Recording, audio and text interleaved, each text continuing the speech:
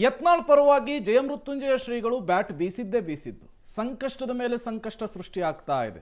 ಅವರ ಸಮುದಾಯದ ನಾಯಕರುಗಳೇ ಶ್ರೀಗಳ ವಿರುದ್ಧ ಈಗ ಸೆಟೆದು ನಿಂತಿದ್ದಾರೆ. ಯತ್ನಾಳ್ ಪರ ನಿಂತ ಜಯಮೃತ್ಯುಂಜಯ ಶ್ರೀಗೆ ಸಂಕಷ್ಟ.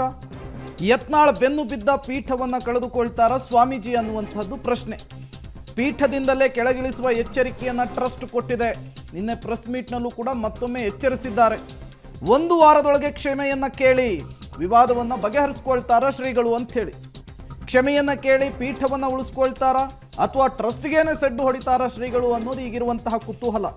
ಟ್ರಸ್ಟ್ ಪರ ನಿಂತ ಮೋಹನ್ ಲಿಂಬಿಕಾಯಿ ನಿರಾಣಿ ಮಾತ್ರ ಶ್ರೀಗಳ ಪರವಾಗಿ ಸಾಫ್ಟ್ ಕಾರ್ನರ್ ಪ್ರದರ್ಶನ ಮಾಡಿದ್ದಾರೆ. ಬಟ್ ಒಂದಿಷ್ಟು ಜನ ಅಂತೂ ನಿಗಿ ಕೆಂಡ ಕಾರ್ಬಿಟ್ರು ನಿನ್ನೆ ಕೂಡ.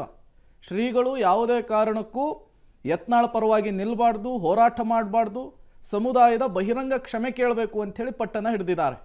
ಈಗ ಶ್ರೀಗಳ ನಡೆ ಏನು ಅನ್ನೋದೇ ಈಗಿರುವಂತಹ ಕುತೂಹಲ. ಇಲ್ಲಿಯವರೆಗೂ ಕೂಡ ಶ್ರೀಗಳು ಮಾತನಾಡಿಲ್ಲ. ಅವರ ಮಾತು ಏನಾಗಿರುತ್ತೆ ಅನ್ನೋದೇ ಈಗಿರುವಂತಹ ಪ್ರಶ್ನೆ.